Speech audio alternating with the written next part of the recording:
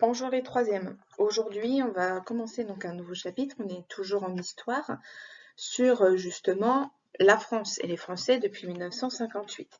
Donc on s'est intéressé à ce qui se passait dans le monde, on s'est intéressé à ce qui se passait en Europe. Maintenant, on va s'intéresser justement à ce qui se passe en France depuis 1958. Alors vous verrez que la date de 1958, c'est pas une date choisie au hasard.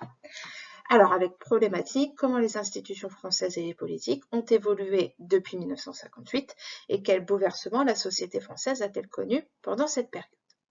Alors, la programmation va être simple. En première partie, on va voir tout ce qui concerne la vie politique française depuis 1958 et la deuxième partie du cours sera consacrée à la société française à cette même période. Alors, justement, 1958, pourquoi cette date? Quentin, la vie politique française depuis 1958, la 5e République, puisqu'en fait, 1958, c'est la création de la 5e République. Je rappelle que c'est une république qui est encore d'actualité, puisque nous sommes dans la 5e République. Alors, justement, première partie de ce chapitre, on va voir ce qui concerne la République gaullienne. Alors, pourquoi gaullienne? Parce que cette 5e République commence et pose ses bases avec un personnage, c'est Charles de Gaulle.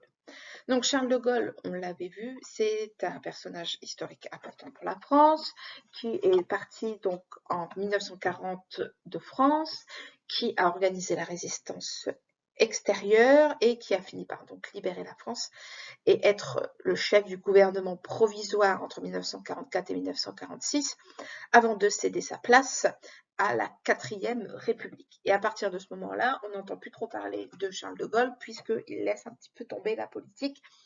Il reste éloigné justement des bancs de la politique entre 1946 et 1958.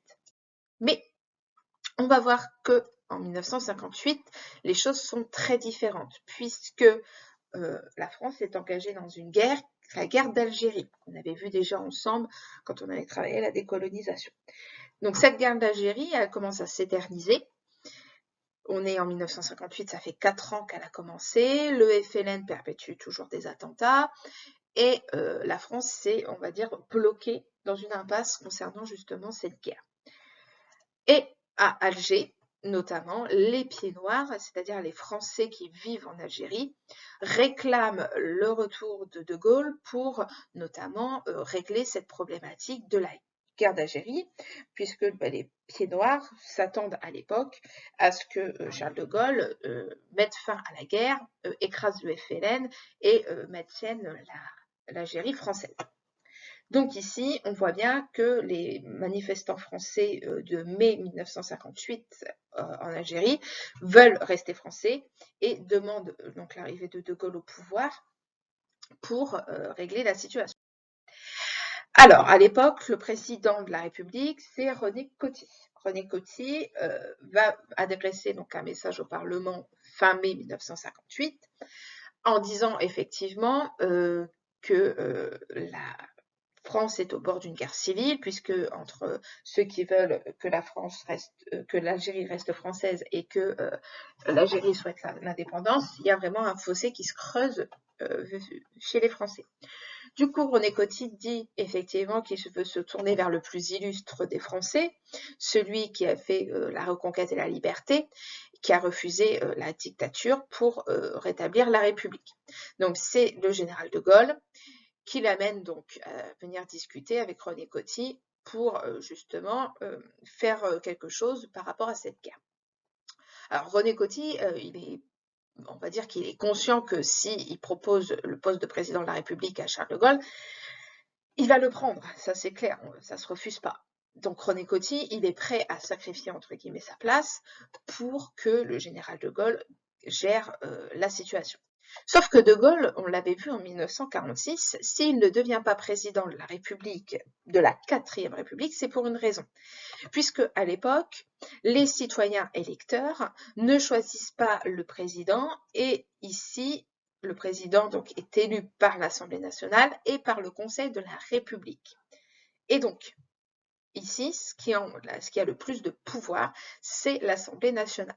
Donc en fait, le problème, c'est que ici, le gouvernement, il peut être renversé à tout moment par l'Assemblée nationale, ce qui va être fait au moins une quinzaine de fois en 12 ans, Donc ici, vraiment, De Gaulle, il ne veut pas du tout de cette constitution, il ne veut pas du tout ce schéma que je vous présente ici. Ce que veut De Gaulle, c'est le schéma qu'on a déjà vu en ANC, celui-ci. Mais si on change le schéma, on change de constitution. Donc, le président de la République va être élu à partir de 1962 directement par des citoyens électeurs qui vont donc élire le président de la République pour 7 ans. Et donc, ce président de la République a plus de pouvoir par rapport à la 4e République. Là, par exemple, c'est lui qui peut dissoudre l'Assemblée nationale. D'accord? Donc, le pouvoir législatif, Assemblée nationale et Sénat, sont quand même surveillés par le président de la République et le gouvernement, ce qui n'était pas possible lors de la 4e République. Donc, Charles de Gaulle va accepter, on va dire, l'entretien avec René Coty, va proposer ensuite par référendum aux Français la solution suivante. Je viens au pouvoir, je règle le problème de l'Algérie. Par contre, vous changez la Constitution et je deviens président de la 5e République. Ce que les Français vont majoritairement voter, puisque le référendum va avoir la victoire du oui en 1958. Donc, on va changer la Constitution et on va faire donc la 5e République. Donc ici, ce qu'on va faire, c'est qu'on va faire déjà un président de la République qui va être plus fort. Donc ça, on l'a déjà un petit peu vu ensemble, hein, cette Constitution.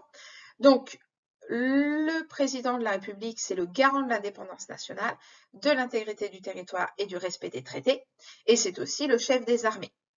Mais ce qui est important ici, c'est l'article 16. L'article 16 montre vraiment que dans des cas difficiles, comme par exemple la résolution du conflit en Algérie, l'article 16 instaure au président de la République, mais attention, hein, dans une durée limitée, des pouvoirs exceptionnels qui lui permettent de régler la crise. C'est cet article 16 qui va permettre à Charles de Gaulle de pouvoir régler le problème de la crise de l'Algérie. Alors bon, quand il arrive en Algérie après son investiture en juin 1958, la première chose qu'il va dire aux Algériens et aux Français sur place, c'est « je vous ai compris ». Sauf qu'en fait, il n'a pas bien compris, puisqu'en fait, on l'avait appelé justement pour faire en sorte que l'Algérie reste française, et Charles de Gaulle va finir par donner l'indépendance de l'Algérie lors des accords d'Évian de 1962. Donc, ici, on commence donc une nouvelle république avec Charles de Gaulle, qui va être donc le premier président de cette 5e République. Il va être président donc de 1958 à 1969. Donc, trace écrite. En 1958, De Gaulle est rappelé au pouvoir suite à la crise d'Algérie. Cependant, il souhaite un président fort avec plus de pouvoir. La modification de la Constitution entraîne la 5e République adoptée par référendum en octobre 1958. Jusqu'à sa démission en avril 1969, De Gaulle marque de son empreinte donc la République. Instauration du suffrage universel direct du président. Ce sont les citoyens qui élisent directement le président. Auparavant, c'était des grands électeurs qui s'assuraient de l'élection. Décolonisation totale de l'Empire français et résolution de la guerre d'Algérie. Mise en place donc d'accords de coopération vers les anciennes colonies. Et également une France forte sur le plan international, puisque De Gaulle va programmer donc un programme nucléaire pour condamner la bombe atomique dès 1961. Il va dénoncer la guerre du Vietnam, il va essayer de montrer son indépendance par rapport au bloc de l'Est et de l'Ouest pendant la guerre froide, etc. etc. Bien. Donc ça, c'est un premier point. Donc 1958, c'est le début de la 5e République et donc les années de Gaulle qui vont être importantes, notamment dans la résolution des conflits en Algérie. Donc on se retrouve pour une prochaine vidéo rapidement. Je vous souhaite une bonne journée et à très vite.